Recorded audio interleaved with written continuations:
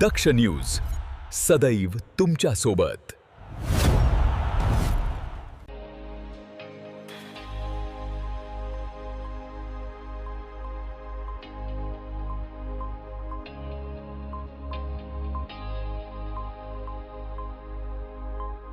त्र्यंबकेश्वर पोलिसांनी अवैध मद्यवाहतुकी विरोधात कारवाई करत सुमारे 3,11,680 रुपयांचा देशी दारूचा साठा आणि एक कार जप्त केली आहे।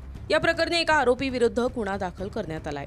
पोलिसांनी 14 जुलै रोजी रात्री 10:30च्या सुमारास त्र्यंबकेश्वर नाशिक मार्गावरील आदित्य बारजवळ कारवाई केली आहे। यावेळी आरोपी दीपक हिरामण खानझोडे याच्याकडून परवान्याशिवाय विक्रीसाठी वाहतूक करण्यात येत असलेल्या देशी दारूचा मोठा साठा जप्त करण्यात आलाय। 3,11,000 रुपयांचा मुद्देमाल तसेच मारुती अल्टो कार जप्त करण्यात आली आहे।